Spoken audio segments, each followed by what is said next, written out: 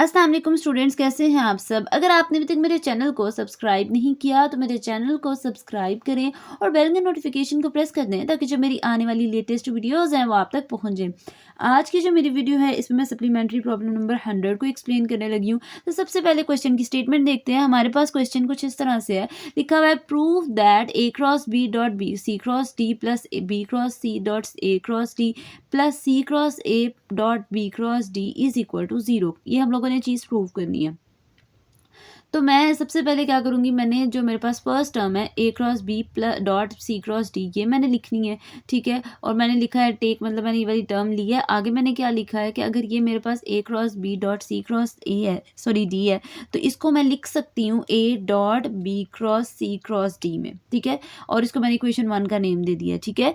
देखिए मैंने क्या किया है, ए सेपरेट है, डॉट प्रोडक्ट मतलब ये हमारे पास कह लें डॉट और क्रॉस प्रोडक्ट की प्रॉपर्टी है कि हमारे पास अगर दो चीज़ें क्रॉस प्रोडक्ट में और सेंटर में डॉट प्रोडक्ट का साइन है तो फर्स्ट टर्म जो सेपरेट हो जाएगी डॉट प्रोडक्ट के साथ और बाकी तीनों टर्म्स के साथ क्रॉस प्रोडक्ट आ जाता है, ठीक है।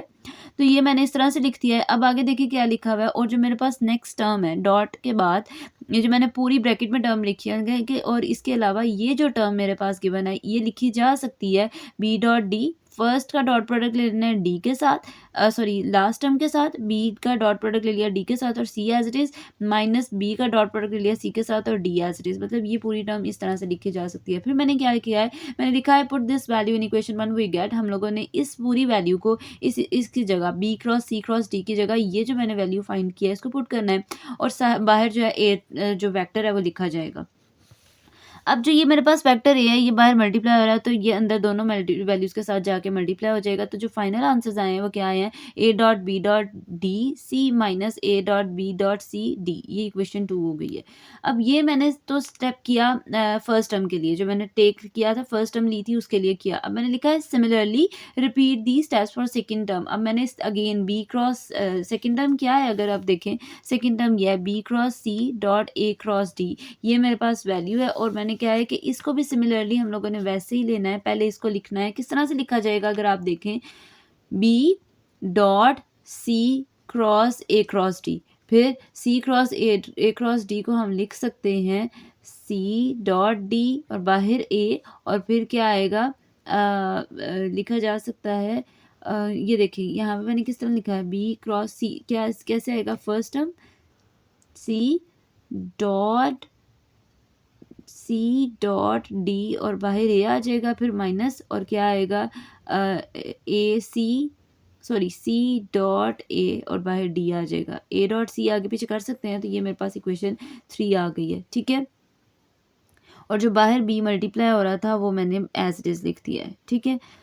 ये मेरे पास टर्म्स हो गई और फिर मैंने क्या करना है नेक्स्ट स्टेप में मेरे पास ये दोनों टर्म्स आ गई हैं। फिर मैंने लिखना है repeat the process for the third term. Third term के लिए भी अगेन यही प्रोसेस रिपीट करना है और हमारे पास तीनों इक्वेशंस आ जाएंगी, ठीक है। अब यहाँ पे जो मेरे पास इक्वेशन बनी है वो सी सेपरेट ए क्रॉस बी क्रॉस डी का क्या आएगा ए डॉट डी, पहले लिख लें आप, ठीक है। आपकी चॉइस, आप कोई भी पहले लिख सकते हैं, ए बी डॉट ए कर लें या ए क्रॉस बी क्रॉस डी को लिख सकते हैं आप बी डॉट डी और ए बाहर माइनस ए डॉट बी और डी बाहर, ठीक है। इस तरह से भी आप लिख सकते हैं। तो ये मैंने इसकी मल्टीप्लिकेशन करके मैंने लिख दी है। आगे देखे मैंने लिखा है कंबाइनिंग दीज इक्वेशंस, मैंने कंबाइन करके लिख दी हैं ये वाली equations. Combining equation 2, 3 and 4 we get. अब हम लोगों ने इक्वेशन 2, 3 और 4 को कंबाइन किया है।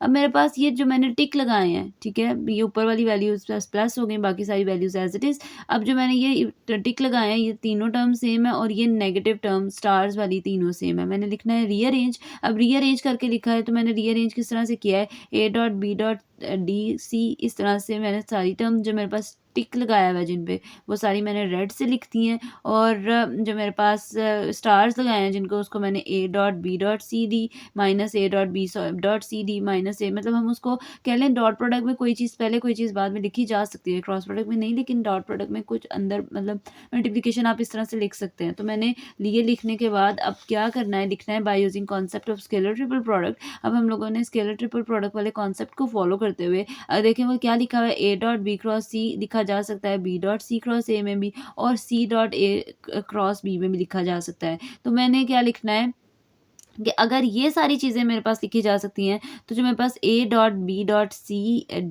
B डॉट D ब्रैकेट में आ रहा है ना, तो मैं ये C पहले लिख दूँगी और ये D बार-बार चल जाएगा। तो ये वाला स्टेप इस तरह से भी लिखा जा सकता है। तो जो मेरे पास ये वाली इक्वेशन है, जो मैंने रीअरेंज करके लिखी है, इसकी जगह मैंने ये वैल्यू पुट कर देनी है, जहाँ पे A dot B dot D C आएगा, उसकी जगह A dot B dot C D लिख देना है, ठीक है? और जब मैं ये वैल्यू लिखूँगी तो मेरे पास सेम वैल्यूज़ अपोज़िट साइन क्या होगा, कैंसल आउट हो जाएँगे, ठीक है? और जो मेरे पास फाइनल आंसर आएगा वो क्या आ जाएगा, 0 आ जाएगा और लास्ट पे आपने लिख देना है हेंस प्रूव्ड।